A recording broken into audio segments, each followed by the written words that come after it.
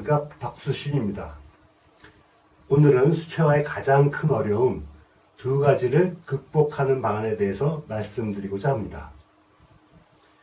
제가 수채화를 시작한 후 가장 많이 들은 말 중에 하나가 수채화는 어렵다는 것이었습니다.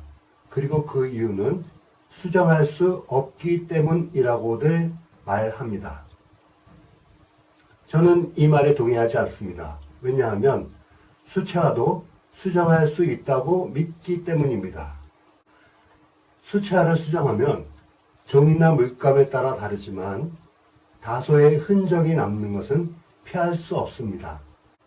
하지만 이것 때문에 수채화를 수정할 수 없다고 말할 정도는 아니라고 생각합니다.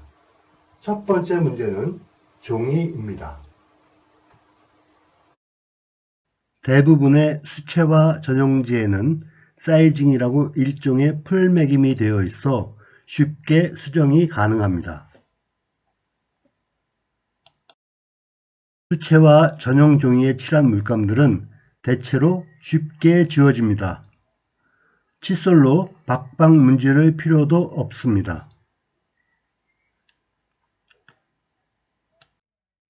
단단한 분모를 가진 붓이나 매직 스펀지를 사용하면 더 쉽게 지울 수 있습니다.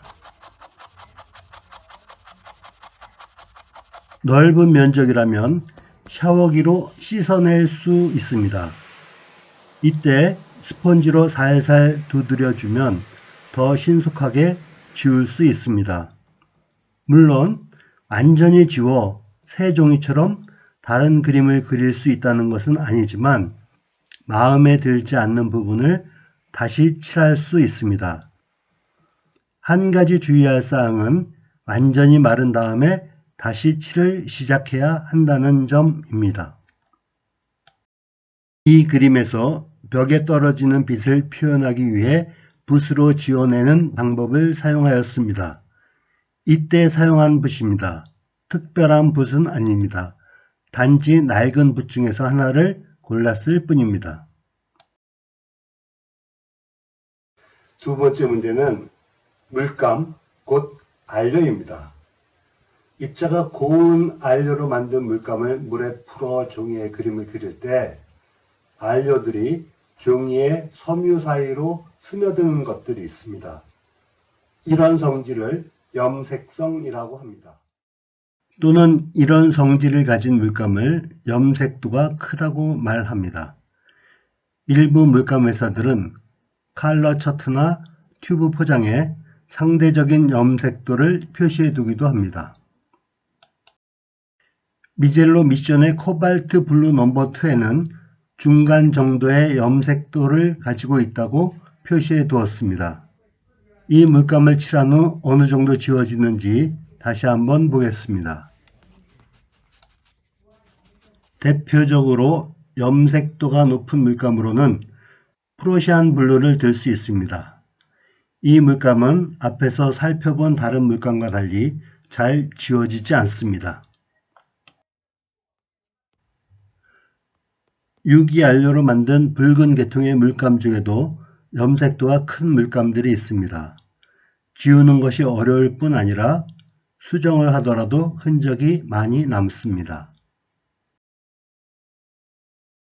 수채화를 하시면서 자유롭게 수정을 원하신다면 염색도가 높은 물감을 팔레트에서 제외하도록 권고 말씀을 드리고 싶습니다. 저는 수채화가 정말로 어려운 이유는 밝은 곳을 남기면서 칠해야 하기 때문이라고 생각합니다. 이것은 인간의 본성을 거슬리는 일이라고 합니다. 제 경험에 비추어 보면 인간의 본성에 거슬려 밝은 부분을 남기며 칠해야 한다는 사실을 기억하는 것만으로도 수채화가 한결 쉬워졌습니다. 또 남겨야 할 부분을 물에 희석한 흐린색으로 먼저 칠하여 표시함으로써 어둡게 들어갈 부분을 쉽게 구별하는 방법도 있습니다. 일부 작가들은 마스킹 액과 같은 도구를 이용함으로써 어려운 작업을 쉽게 만들기도 합니다.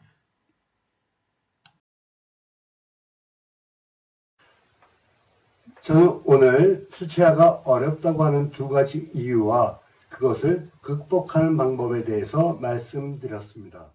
지금까지 이와 같은 이유로 수채화가 어렵다고 생각하신 분들이 계시다면 제가 말씀드린 방법대로 해보시고 앞으로는 두려움 없이 수채화에 도전하시기를 응원합니다. 저는 앞으로도 수채화를 좀 더 쉽고 재밌게 할 수 있는 방법이 있는지 고민해보고 또 다른 영상을 준비하고자 합니다. 오늘도 시청해 주셔서 감사합니다. 기쁜 하루 보내시기 바랍니다.